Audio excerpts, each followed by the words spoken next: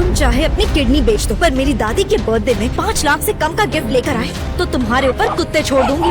अबे ओए भिखारी की औलाद, क्या देख रहा है? यहाँ एक एक जेवर 5 लाख से शुरू होता है। जोधपुर की करोड़पति business family Agarwal and sons की हेड गायत्री देवी का जन्मदिन मनाया जाने वाला था।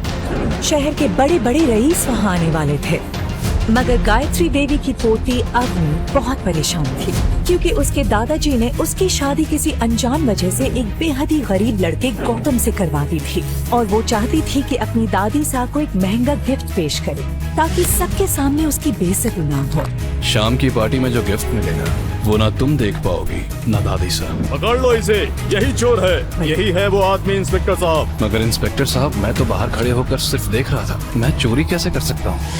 डंडे पड़ेंगे तो सब पता चल जाएगा कि चोरी कैसे की तूने। पुलिस वाले गौतम को उठाकर थाने ले गए। थाने पहुंचकर इंस्पेक्टर ने उसे लॉकअप में बंद कर दिया। फिर उसके बारे में उससे पूछताछ शुरू की।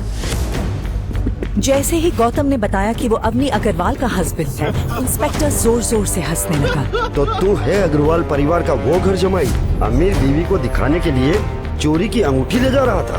ऐसा बोलकर उस इंस्पेक्टर ने अवनी को कॉल लगा दिया और सारी बात बताई। क्या अब वो चोरी भी करने लगा?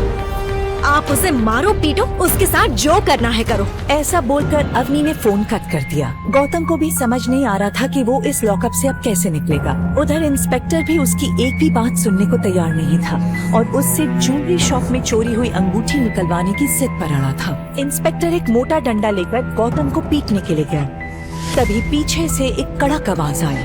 खबरदार, अगर अपनी नौकरी प्यारी है तो रुक जाओ इंस्पेक्टर। इंस्पेक्टर ने पलट कर देखा तो वहाँ शहर के कमिश्नर खड़े थे। अभी कोई कुछ समझ पाता तभी कमिश्नर आगे बढ़े और गौतम के सामने हाथ जोड़कर खड़े हो गए। हुकुम, आपको हुई परेशानी के लिए मैं आपसे माफी मांगता हूँ। सर ये आप क्या कर रहे हैं? ये तो अग्रवाल फैमिली का निठल्ला घर जमाई है। इस चोर को इसकी बीवी ने भी छुड़ाने से मना कर दिया है। चोर? तुम जानते भी हो तुम किसे पकड़ लाए हो?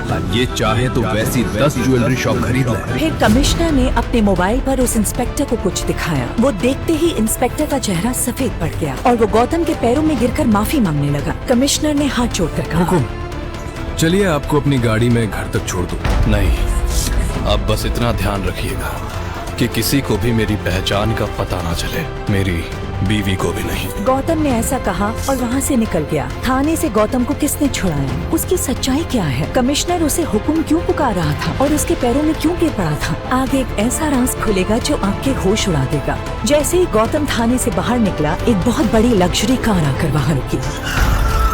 उसमें से एक बेहद बूढ़ा आदमी उतरा और उसने गौतम के हाथ में एक छोटा सा बॉक्स रख दिया। गौतम वो लेकर वहाँ से पैदल ही निकल पड़ा। गौतम जल्दी जल्दी अवनी की दादी सा गायत्री देवी के बर्थडे वेन्यू पर पहुँच गया। अवनी ने उसे देखा तो चौंक पड़ी। तुम चोर कहीं के? किसने छुड़ाया तुम्हें थाने से? वहीं पड़े पड़े सड़ जाते तो अच्छा होता। कोई चोरी नहीं की है अवनी, मैं सिर्फ ज्वेलरी शॉप के बाहर खड़ा था और पुलिस वाले ने मुझे पकड़ लिया। बहुत मुश्किल से अपनी बेगुनाही का सबूत देकर वहाँ से निकला हूँ। ये कैसी सस्ती सी पैकिंग है, छी। उसने उस सस्ते से दिखने वाले डब्बे को पिंक कागज से पैक करवा लिया था। अवनी, ये पैकिंग नहीं बल्कि बॉक्स में क्या है ये मायने रखता है। तुम खोल कर तो देखो, चौंक पड़ोगी। ये कहकर गौतम ने बॉक्स अवनी की ओर बढ़ा दिया। अवनी ने मुंह बनाते हुए बॉक्स की पैकिंग खोली। ओह गॉड, ये क्या अजीब सी चीज ले आए हो? सुनो, जब बाकी लोग दादी को गिफ्ट देने लगे तो तुम चुपके से वहाँ अपना बॉक्स रख देना। पता नहीं दादाजी ने किस जन्म का बदला लिया है मुझसे। तुम जैसे गरीब आदमी से मुझ जैसी करोड़पति लड़की की शादी करवा दी। ना मैनर्स है ना तमीज। गायत्री देवी स्टेज पर बैठी थी। अचानक एक गिफ्ट देखकर गायत्री देवी के चेहरे पर बड़ी सी मुस्कान आ गई। सबकी नजर उस गिफ्ट देने वाले पर गई। वो थी अवनी की कजिन शनाया।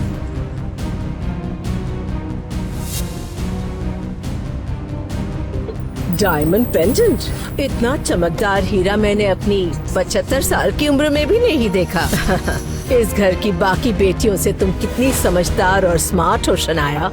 ऐसा बोलकर गायत्री देवी ने अवनी की तरफ देखा। अवनी ने शर्म के मारे सर झुका लिया।